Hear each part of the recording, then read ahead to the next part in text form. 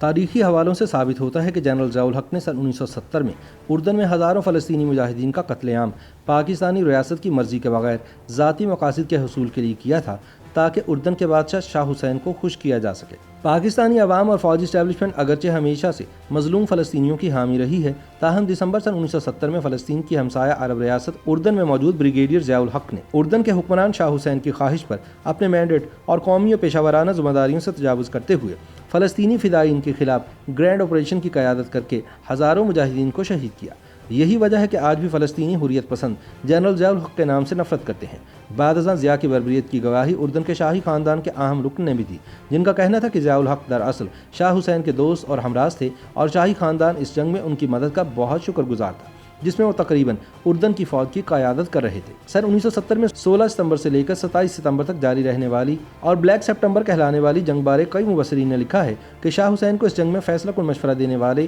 Brigadier Zia الحق تھے، جن کی مدد سے اردنی فوج نے جنگ جیتی۔ تاہم ضیاء نے ایسا کر کے اپنی قومی اور پیشہ ورانہ ذمہ داریوں سے انحراف کیا۔ سرکاری طور پر یہ جنگ 16 ستمبر سے 27 ستمبر تک جاری رہی، جس کے بعد چھوٹے پیمانے پر جھڑپیں اگلے برس جولائی تک چلتی رہیں۔ سابق CIA افسر بروس ریڈل سمیت کئی تجزیہ کاروں کا اندازہ ہے کہ اس جنگ میں 3 سے 4 ہزار فلسطینی فدائین کی شہادت ہوئی، جبکہ 600 کے قریب شامی فوجی بھی مارے گئے اور اردن کو 537 فوجیوں کا نقصان اٹھانا پڑا۔ لیکن اس کے ساتھ ساتھ دوسری طرف کے بیانی کو دیکھیں تو فلسطینی رہنما یاسر عرفات کے حوالے سے کہا جاتا ہے کہ فدائین کو بہت بڑی تعداد میں جانی نقصان اٹھانا پڑا، جن کی تعداد 20 سے 25 ہزار کے لگ بھگ تھی۔ طارق علی اپنی کتاب دی ڈویل میں نامور اسرائیلی جنرل موشے دیان سے منسوب بیان کو دہراتے ہوئے لکھتے ہیں کہ شاہ حسین نے 11 دن میں جتنے فلسطینیوں کو شہید کیا، اتنے تو اسرائیل 20 برسوں میں بھی شہید نہیں کر سکتا تھا۔ تاہم تاریخی حوالوں سے پتہ چلتا ہے کہ اسرائیل کے خلاف سن 1967 میں ہونے والی 6 روزہ جنگ میں شکست کے بعد اردن میں حالات کافی نازک تھے۔ مصر اور شام کے ساتھ اردن نے اس جنگ میں بھاری نقصان اٹھایا تھا اور وہ بیت المقدس یعنی یروشلم،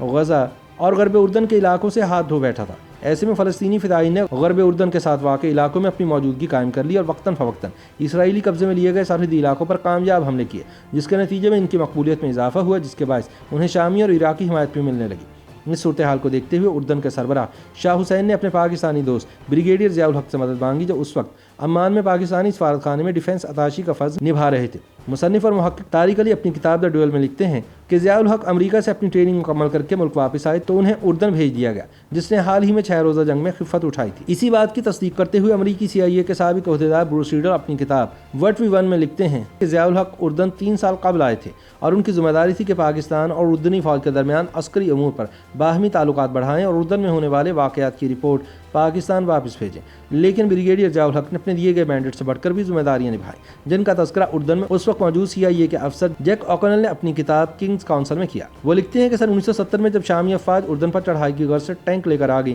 اور اردن کو امریکہ کی جانب سے امداد کے بارے میں کوئی جواب نہ ملا تو شاہ حسین کی پریشانیوں میں اضافہ ہوا۔ اس گھمبیر صورتحال کو دیکھتے ہوئے شاہ حسین نے اپنے دوست ضیاء الحق سے درخواست کی کہ وہ شامی محاذ کا دورہ کریں اور انہیں زمینی صورتحال سے آگاہ کریں۔ جیک اوکنل لکھتے ہیں کہ جب ضیاء الحق سے اردنی حکام نے حالات کے بارے میں معلوم کیا تو انہوں نے جواب دیا کہ حالات بہت خراب ہیں۔ بروس ریڈل اپنی کتاب میں لکھتے ہیں کہ اس موقع پر ضیاء الحق نے شاہ حسین کو مشورہ دیا کہ اردنی فضائیہ کو شامی فوج کے خلاف استعمال کیا جائے اور یہی وہ فیصلہ ثابت ہوا جس کے باعث اردن جنگ جیتنے میں کامیاب ہوا۔ بلیک سپٹمبر میں ضیاء الحق کے کردار کے بارے میں سب سے اہم گواہی شاہ حسین کے بھائی اور اس وقت کے ولی عہد شہزادہ حسن بن طلال نے بروس ریڈل سے بات کرتے ہوئے دی۔ شاہ حسین نے بروس ریڈل کو بتایا کہ ضیاء الحق شاہ حسین کے دوست اور ہمراز تھے اور شاہی خاندان اس جنگ میں ان کی مدد کا بہت شکر گزار تھا، جس میں ان کی موجودگی اتنی ضروری تھی کہ وہ تقریباً فوج کی قیادت کر رہے تھے۔ بروس ریڈل کے مطابق ضیاء الحق کا یہ فعل پاکستان میں حکام کو سخت ناگوار گزرا، کیونکہ واضح تھا کہ ضیاء الحق نے اردنی فوج کے ساتھ فلسطینیوں کے خلاف لڑ کر اپنی سفارتی ذمہ داریوں اور احکامات سے تجاوز کیا۔ لیکن ان خدمات کا صلہ ضیاء الحق کو شاہ حسین کی جانب سے کی گئی سفارش کی صورت میں ملا،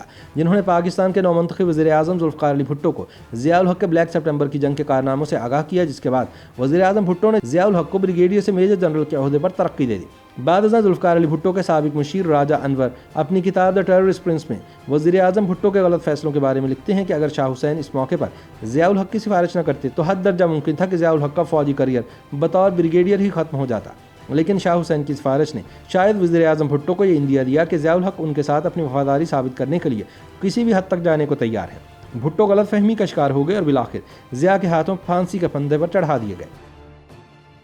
YouTube पर गूगली न्यूज देखने के लिए youtube.com की सर्च बार में गूगली न्यूज टीवी टाइप करें। गूगली न्यूज के पेज पर सुर्ख रंग के सब्सक्रिप्शन वाले बटन पर क्लिक करना ना भूलिए। YouTube पेज पर अपलोड होने वाली वीडियोस से बाखबर रहने के लिए बेल आइकन पर क्लिक कीजिए। आपको हर नई वीडियो के बारे में नोटिफिकेशन मौसूल हो जाएगा।